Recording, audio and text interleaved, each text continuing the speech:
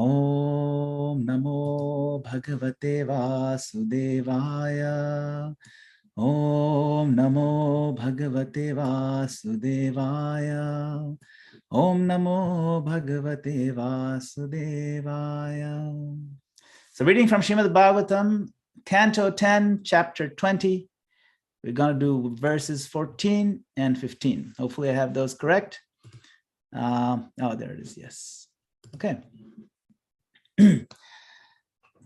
Sharidvi Sangata Sindhu Chukshobha Shvasanormimam Apakva Yoginaschittam Kamatam Gunayogyatha. Where the rivers joined the ocean, it became agitated, its waves blown about by the wind. Just as the mind of an immature yogi becomes agitated because he is still tainted by lust and attached to the objects of sense gratification.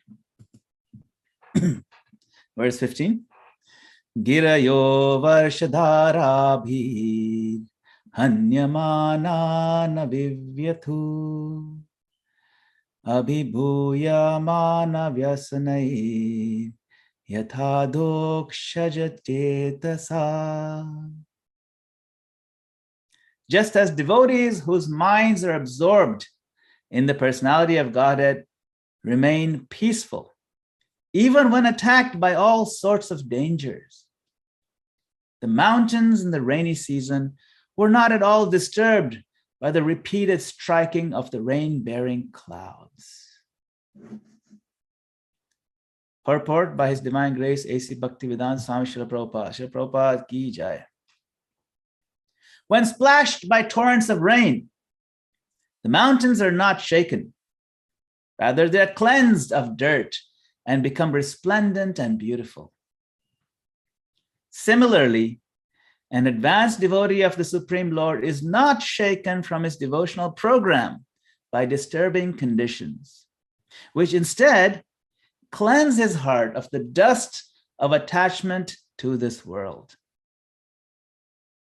Thus, the devotee becomes beautiful and resplendent by tolerating difficult conditions. In fact, a devotee accepts all reverses in life as the mercy of Lord Krishna, realizing that all suffering is due to the sufferer's own previous misdeeds. Purport ends here. Om Ajnana-timirandasya Jnananjana Shalakaya Chakshurununitamena Tasmai Shri Gurave Namaha. I bow down to the lotus feet of a spiritual master who has opened my darkened eyes with the torchlight of transcendental knowledge. I also bow to all of you assembled devotees and seek your kind permission and blessings that we may discuss this transcendental subject matter this morning. So, in this purport, we see Srila Prabhupada says, an advanced devotee of the Supreme Lord is not shaken from his devotional program by disturbing conditions, which instead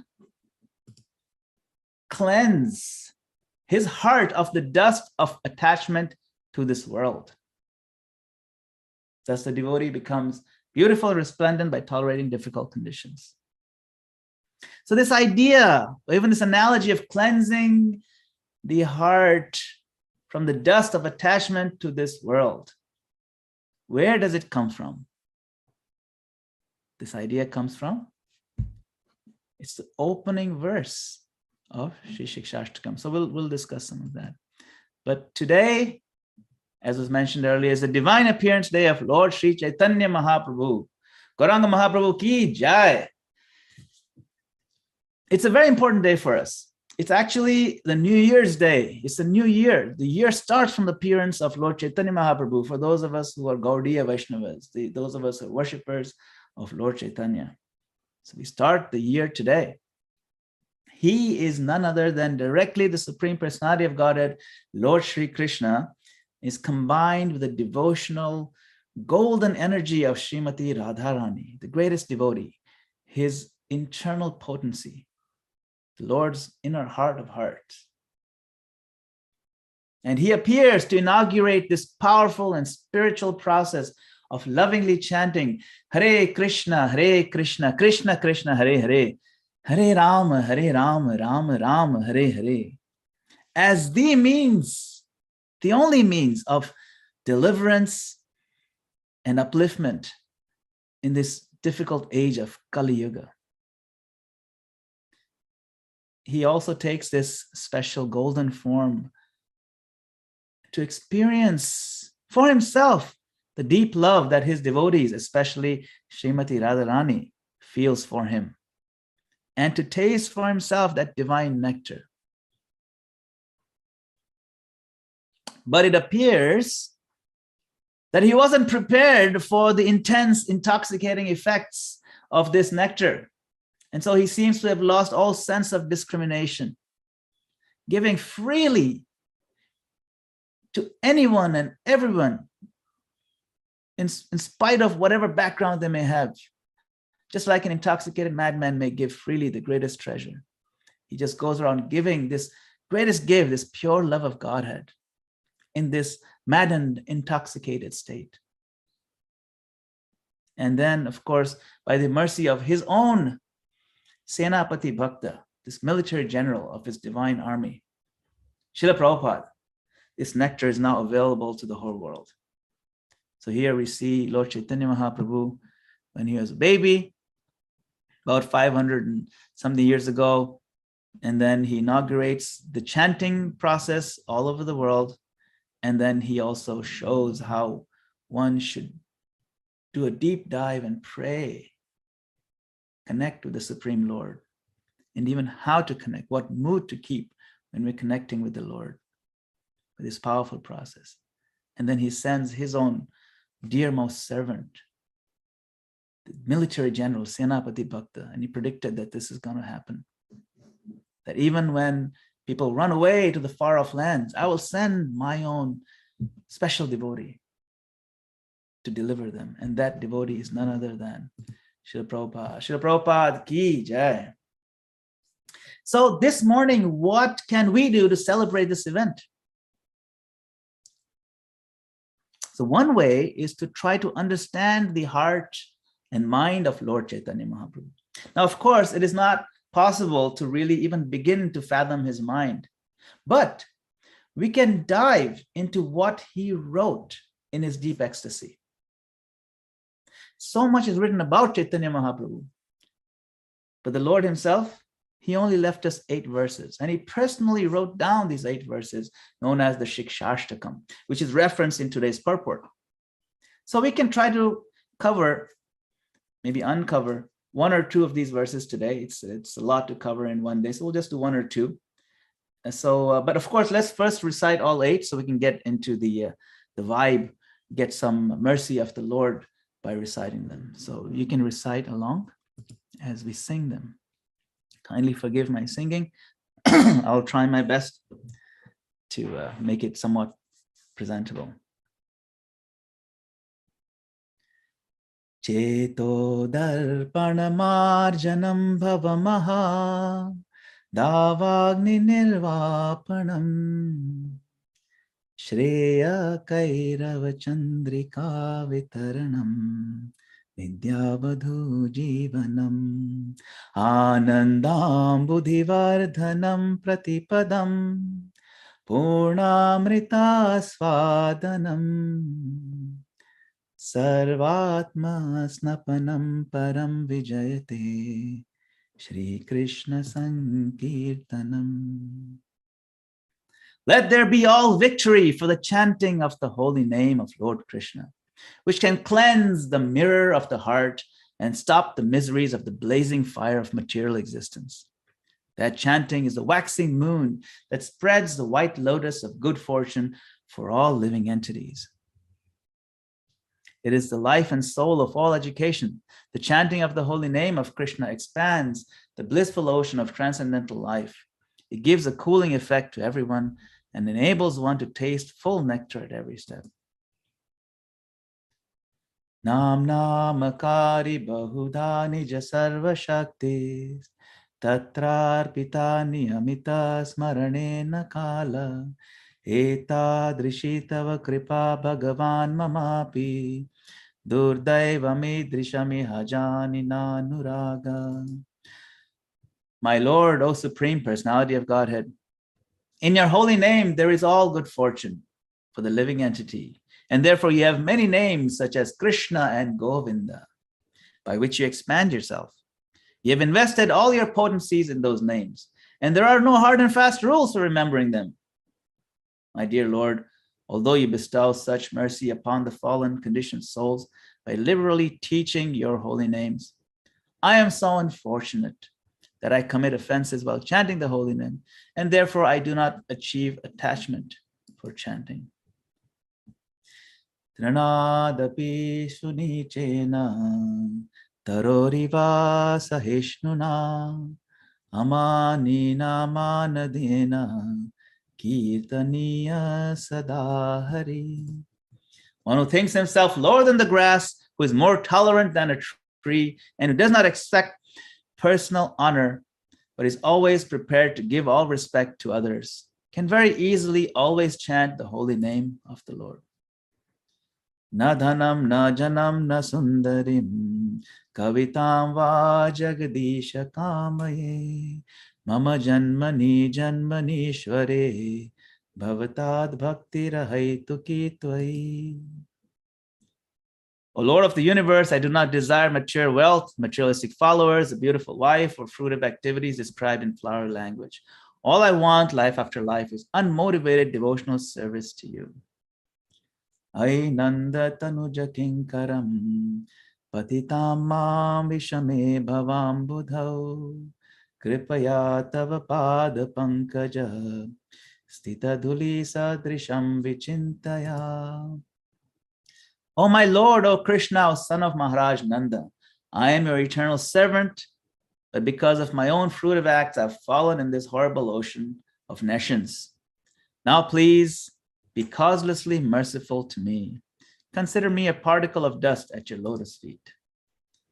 Nayanam galadashrudharaya, vadanam gadgadarudhaya gira, pulakair nichitam vapukada, Tava nama grihane bhavishyati. My dear Lord, when will my eyes be beautified by filling with tears that constantly glide down as I chant your holy name? When will my voice falter and all the hairs on my body stand erect in transcendental happiness as I chant your holy name? Yuga yisham nimeshena chakshusha pravrishayitam shunyayitam jagat sarvam Govinda virahena me. My Lord Govinda, because of separation from you, I consider even a moment a great millennium.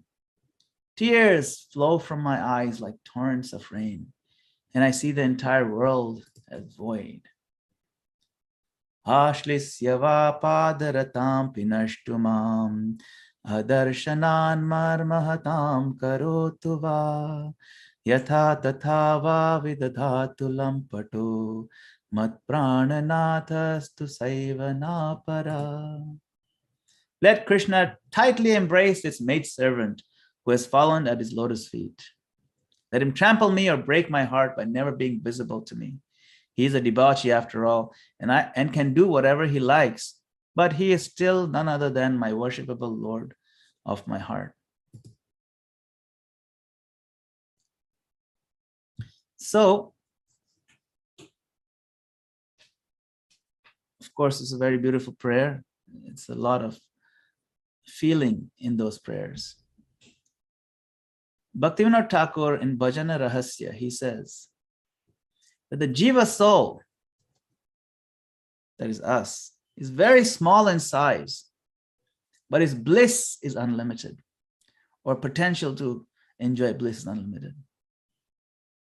So this is actually a very good position to have. No real responsibility in our original condition, just endless enjoyment. By responsibility, I mean we're not responsible to create and maintain the universe. It is Krishna who has to deal with the creation, maintenance, management of the universe, and all the stress associated with that. We just need to place ourselves in our constitutional position to enjoy endless bliss. This is not an exaggeration, it's endless bliss. Just look at ourselves objectively. What are we trying to achieve every day? It gives us a clue about this. Take, for example, our greed. You see, New York City is like capital of greed, right? So much money funneling through that little, southern tip of Manhattan. So our greed is an endless. There's no end to our greed. And we think that no amount of money will satisfy us. Why? Because this hankering of endless bliss is actually our true birthright. That material greed is just a twisted reflection of our original, unlimited bliss potential. But the problem with us is that we're looking for this bliss in the wrong place. And that's our misfortune. So what is the methodology of cleansing the heart? We know this chanting of Hare Krishna Mahamantra is very important. And those of us who are making an attempt to make spiritual progress, we engage in chanting of Hare Krishna through the japa process. And so I'm just going to reiterate, I've explained this before once, a couple of times, that for a successful japa, there are 4 gates. One is that the fundamentals, that we sit down and chant in a sacred space, clean place, sit up properly, and have a clean body and a fresh start of the day, good time, pronounce it clearly, and so on. That's the fundamental. Second part is engaging the mind in recognizing that Krishna is himself the holy name.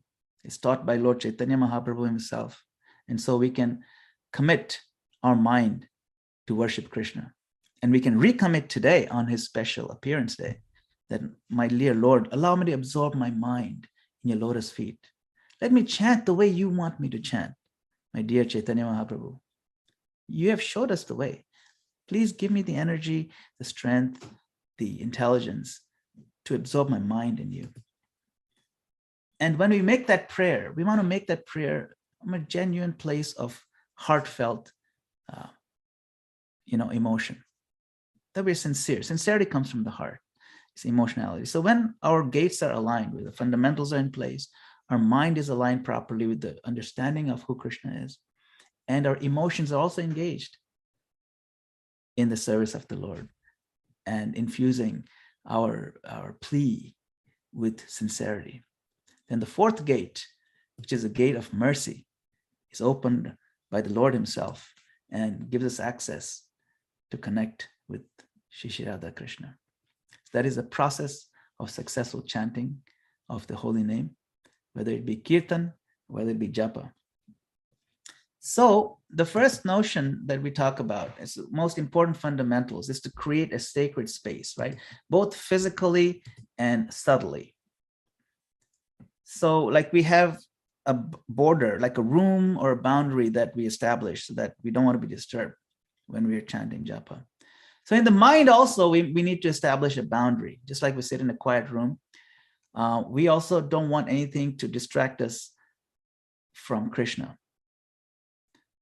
So one way to establish a sacred space in our mind is to absorb our mind in this beautiful Shikshashtakam prayers, right?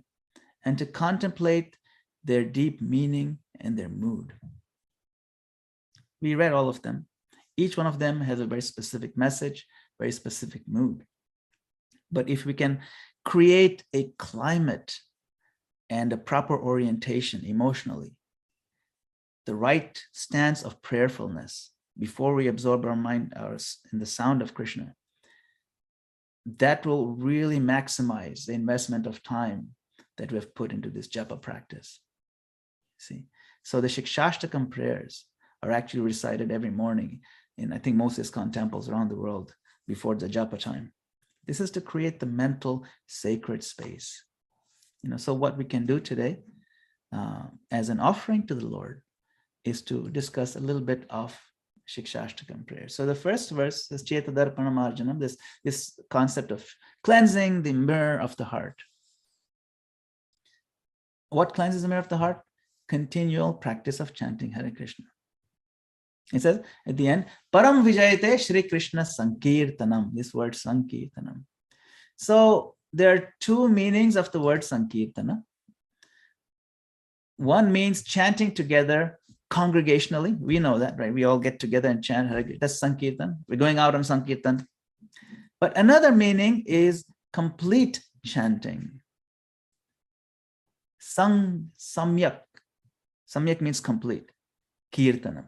Complete glorification of the holy name, complete chanting, which means we chant with everything we have, and we chant with a full understanding. That's called complete chanting.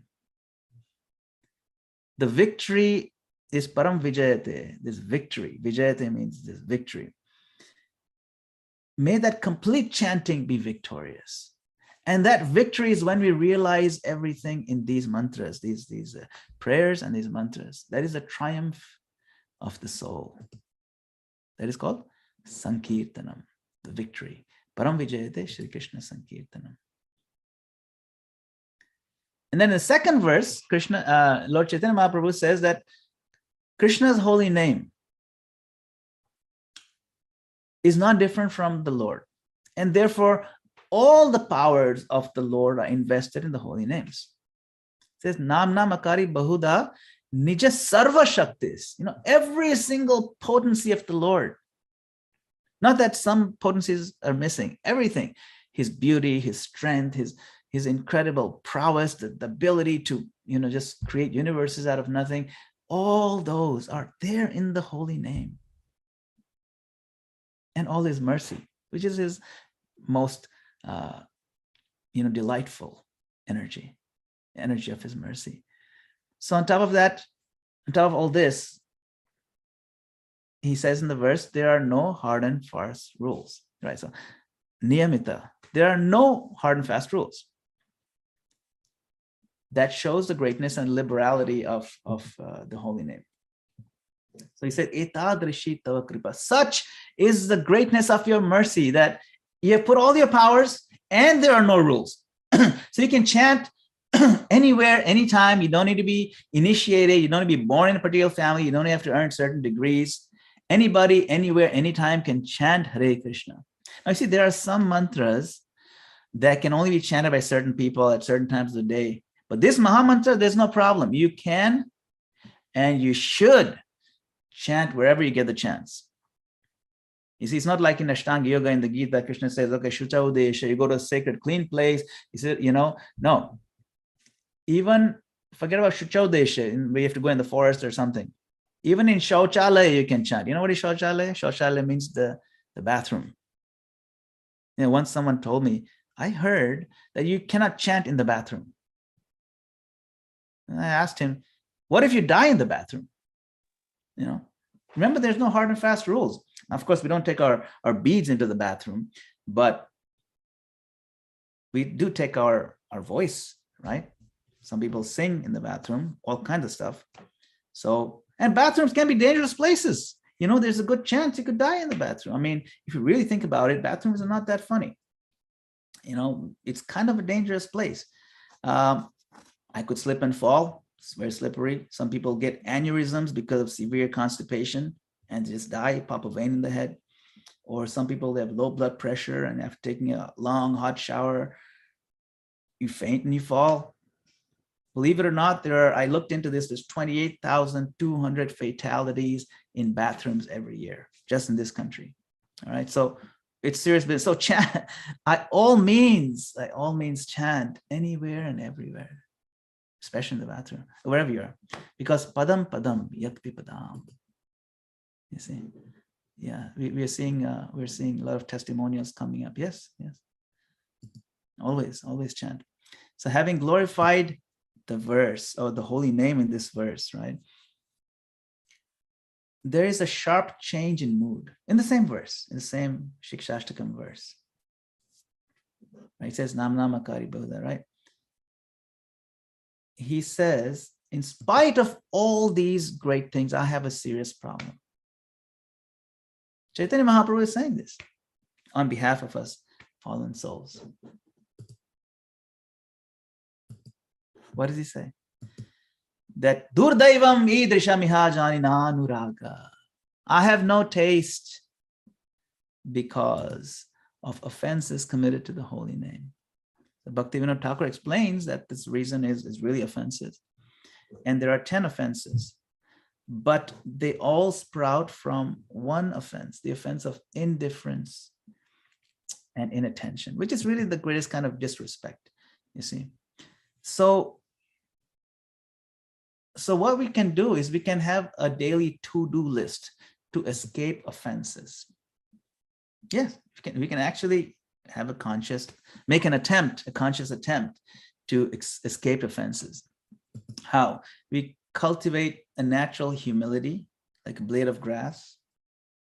Both I and the grass are the same size, tiny living entities. They're the same. Clump of grass is the same size. And grass's position is commensurate with the required humility, whereas my own solid sense of false ego keeps me thinking I am something that I'm not. When we recognize our position, then we can cultivate a natural sense of humility. And this can be cultivated by rendering service to Krishna in various ways, some actual tangible services. And of course, we want to focus and pay attention to the holy name. We want to develop an attachment or addiction to the remembrance of Krishna. This is called asakti.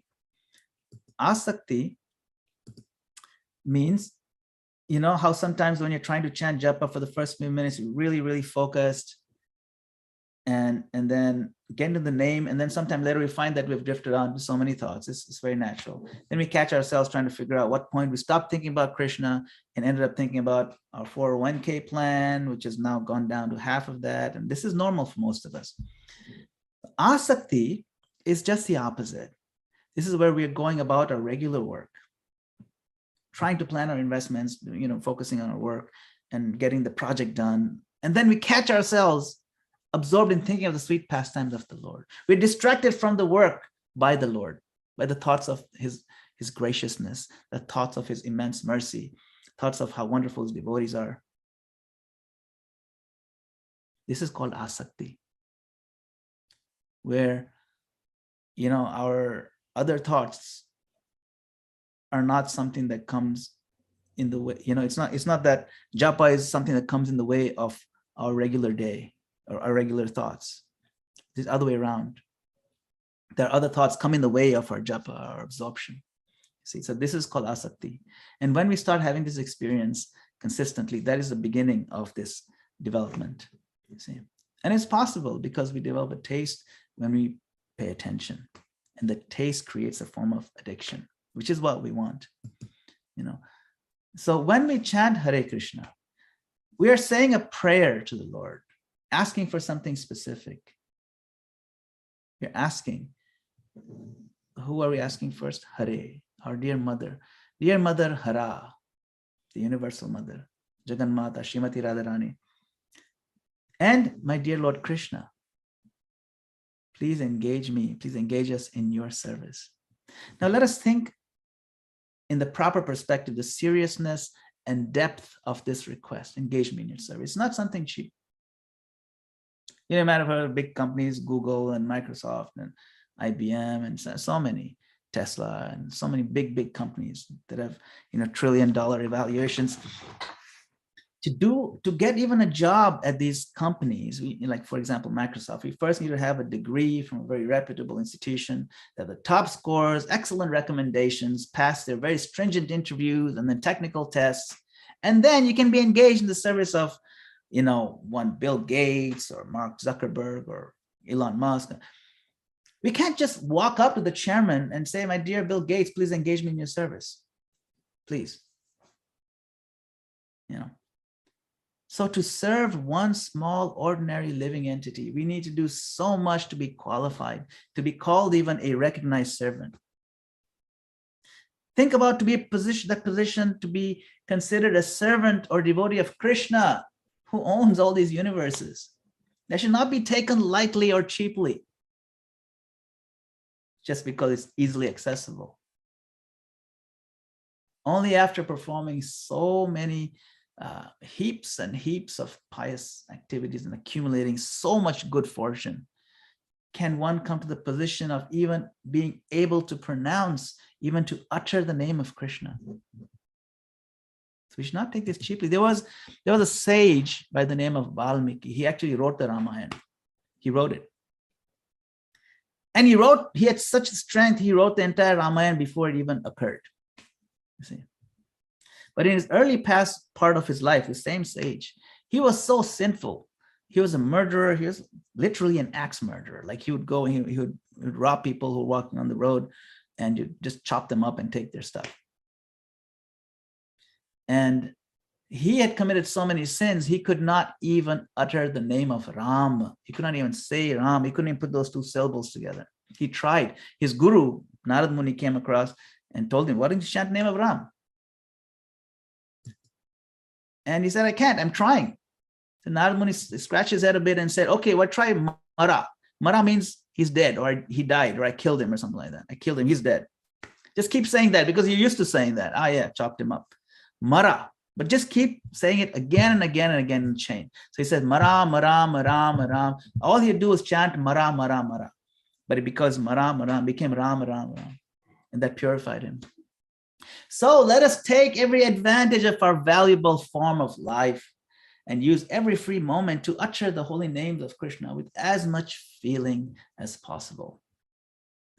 Now let us concentrate all our feelings of love into just these 3 times. Just chant mantra 3 times, as if this is the very last chance that you'll chant in this life. Just pretend for a moment that Krishna has given you just enough time to chant 3 mantras and muster all the gratitude and feeling that you have. And let's just all together we can chant. Hare Krishna, Krishna Krishna, Hare Hare, Hare Ram, Ram Ram, Hare Hare. Hare Krishna, Krishna Krishna, Hare Hare, Hare Ram, Ram Ram, Hare Hare. Hare Krishna, Krishna Krishna, Hare Hare, Hare Ram, Ram Ram, Hare Hare. Now we just repeat again and again with even greater intensity. There's no end to this. The process is the goal. See? It's like the shampoo says, just rinse and repeat. So just rinse our body every morning and then just repeat this. Just repeat with greater intensity. See, in bodybuilding, the trainer trains you to develop the ability to lift more and more weights until you become very strong. So similarly, we should never be satisfied, of course, with our current level of chanting practice. But we want to do everything favorable to increase the intensity. We may not be able to increase the quantity because we only have 24 hours. But there's no limit to how much depth of quality we can increase. Just as there is the soul has a limit of its size, but there's no end to the bliss and the intensity the soul can experience. There's no limit. So there's no limit to how much quality of love we can pour into this practice. So while it is true that there are no hard and fast rules, certain factors can maximize the efficiency of our chanting, like we mentioned earlier. So we want to have that intense attempt at intensity. For example, in our movement, we take, in order to take initiation, the practitioner is required to chant a minimum of 16 rounds daily without fail. So that's a minimum that's needed, But let's see. Both quantity and intensity are required for maximum growth. It says in Bhagavatam, akama sarva kama va moksha kama udaradhi tivrena bhakti yogena yajeta purusham param. It's tivrena. Whether one is without desire or is desire for all fruitive results or is after liberation, one should with all efforts try to worship the personality of Godhead for complete perfection, culminating in Krishna consciousness. So this word tivrena, intensity, right? This means that we focus all our energies on one spot. Not that so many branches, right? The intelligence of one who is irresolute is many branched, right? Vyavasayatmika buddhi, the one-pointed intelligence, very tivra, intensity, like this magnifying glass concentrates the generally available energy of the sun into one spot, and you can start a fire. By itself, usually the sun doesn't start fires so easily, typically, but you put this glass in it. That's our job. The heart can be magnifier glass, to take the energy that the Lord has given us and focus it until it ignites the spark of connection with the Lord. And that fire blazes so strong, it lights up our life and lights up the lives of those around us. And then we can see what is what and what is not. See?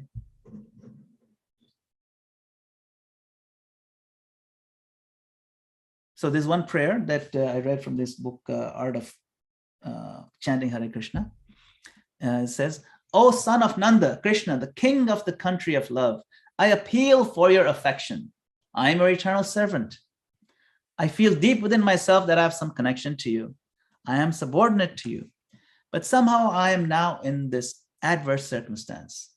There are so many enemies within me trying to take me away from you. Therefore, I cannot give my full attention to you and your name. At the same time, I feel from the deepest place in my heart that you are my master. You are all and everything to me. My heart will never be satisfied without your companionship. So I appeal to you. I am under unfavorable circumstances. I am suffering. And without your grace, without your mercy, I do not find any relief from my present imprisoned condition." So this is the mood. This is the mood of this prayer. This is the mood of the Shikshashtakam, which is why we get into it. So let's just summarize. We keep the mental space sacred when we chant by getting in the mood and the vibe, you can say, of the Shikshashtakam prayer. It creates a mental climate, you see. Of course, we only covered a few lines, but we can really discuss the rest of them some other time. And we want to talk about, of course, how to intensify our inner practice and develop an attitude of service. And how do we do that? Well, let us find some progressive association of devotees. So if we take advantage of the association of devotees, then we could certainly make progress. So when we continue this process, this Cheta Darpana Marjanam, this cleansing of the heart takes place, we begin to feel the dawning of a new life. So considering this the new year for us Vaishnavas, we can make a resolution in our hearts, and we can appreciate that this new year we'll chant with renewed enthusiasm, appreciate this opportunity, approach the Lord begging for service. And let's get very serious about this today and take it with our full heart.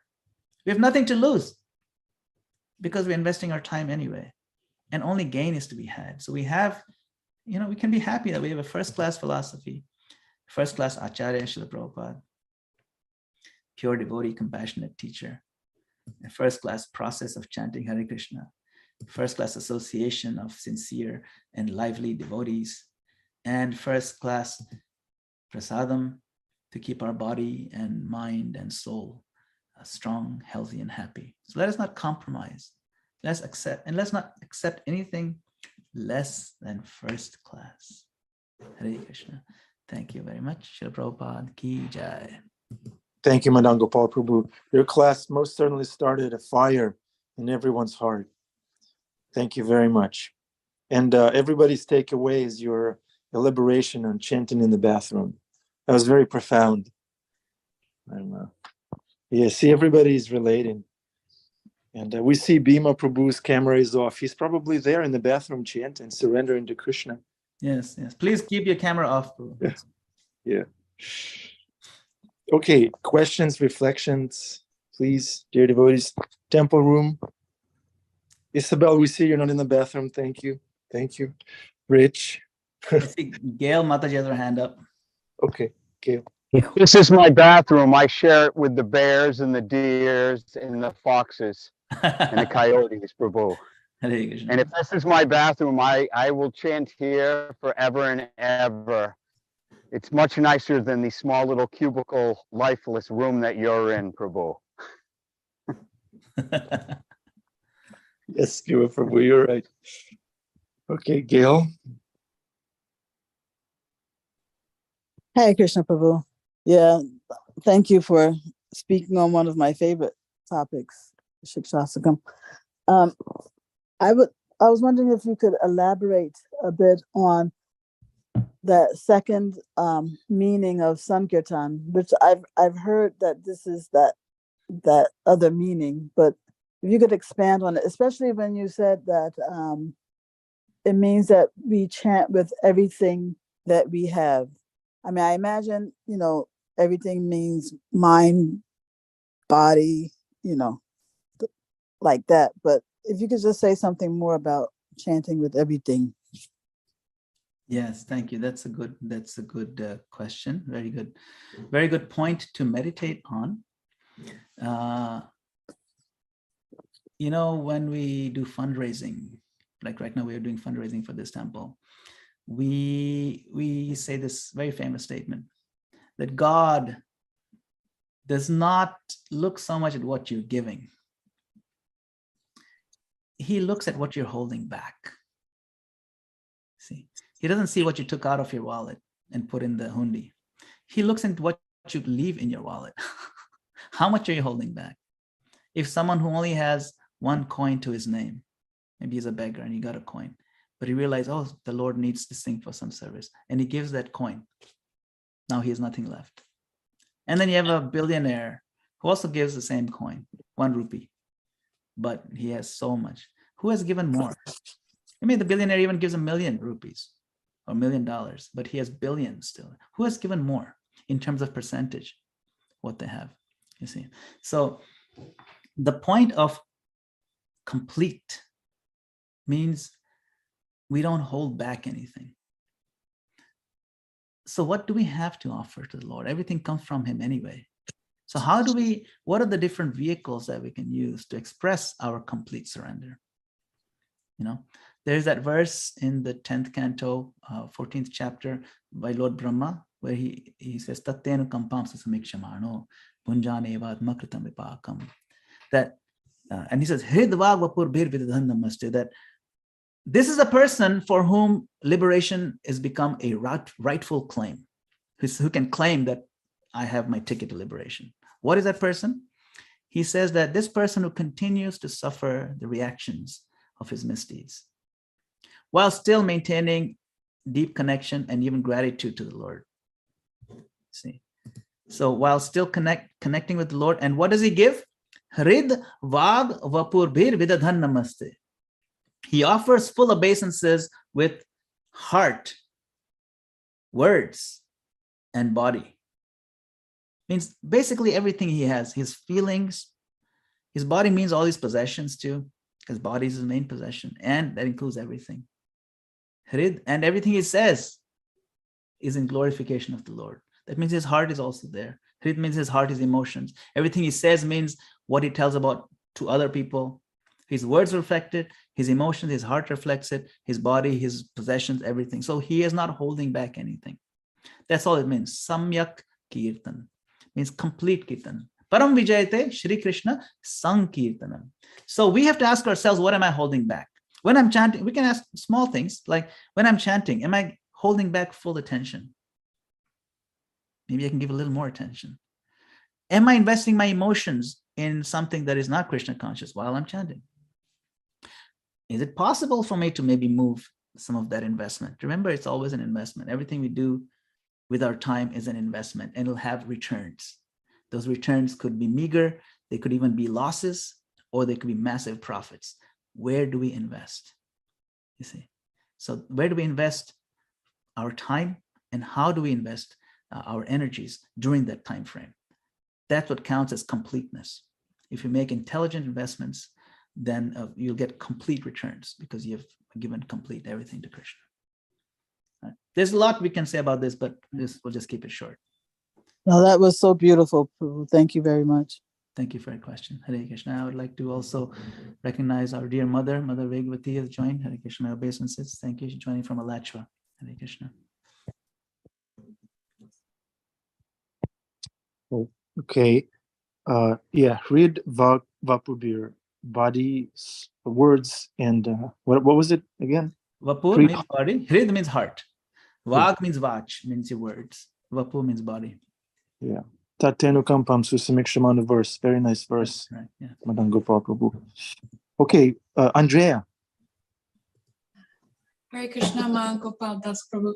I have a question regarding how we address to newcomers the balance between what you were speaking of, that the fundamentals of japa is that we need to make sure that we are, take a bath and that we're sitting in a certain space and all that you mentioned, and then balance it between what you shared about how there are no fast and hard rules to chanting, and you could even chant in the bathroom, just not with your beads. So how do we kind of address that with newcomers, which often, at least in my experience with the ones that I've kind of tried to do classes with or groups, they get very intimidated by all the to-dos that are needed for chanting, and it's kind of hard to balance it for them, to kind of keep them engaged but not keep them. Do you understand what I'm trying to say? 100%. I got it. Yeah. Okay, thank you. I think I got it. I think I understand. It's a very good question, because it sounds a lot, when we present some of these rules, it sounds a lot like unnecessary restrictions and limitations, or a long list of ritualistic rules that don't make that much sense, maybe even distract from the main message. And it also sounds a lot like moralistic pontification sometimes, which is what most people are trying to escape from when they come to a very progressive spiritual movement.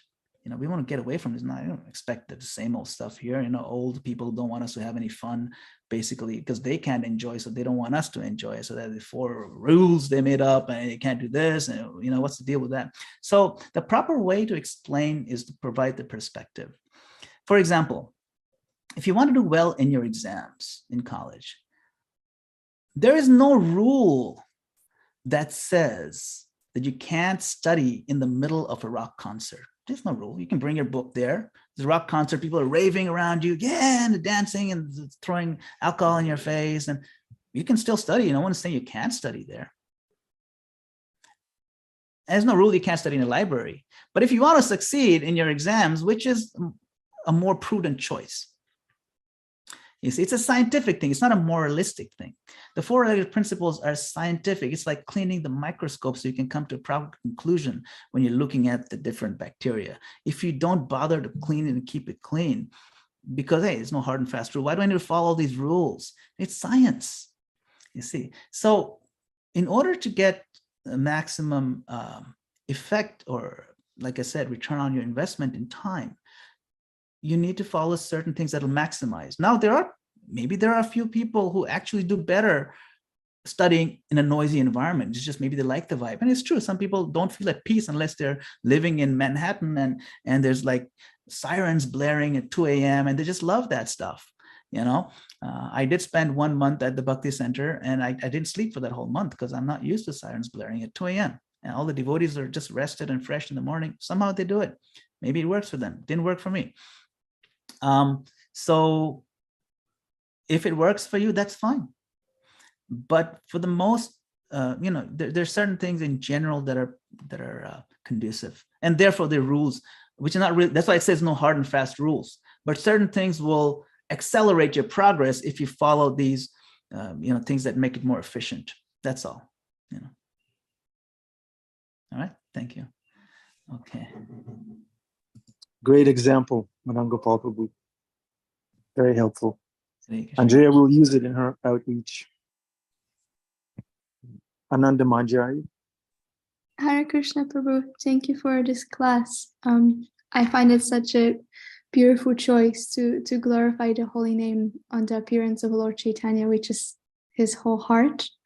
And I want to just share appreciation of the point that you said, how, there may be some, what we can say, material limitations of how many rounds we can chant per day or how much time we can chant in a given moment.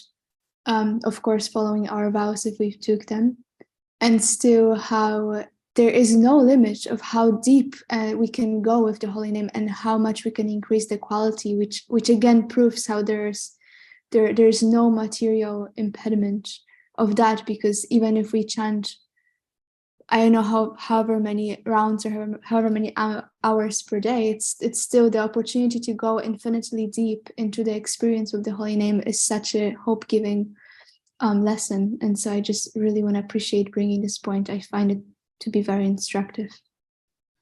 Hare Krishna. Thank you very much. Thank you.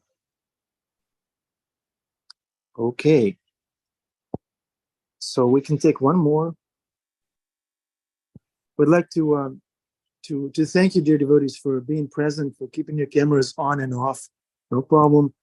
We saw Rich Prabhu sharing the nectar of the holy name with his animals on the farm. Bhima Prabhu using his forest, using the forest to chant and do other things. Thank you very much, dear devotees, for being personal, for being vulnerable, for giving oral reception to Srimad Bhagavatam every day. Thank you very much. Madana-gopāla Prabhu, very nice, funny presentation, very insightful, very nice. Sundaranandaji, Hare Krishna. Is that an office or where are you? Bathroom?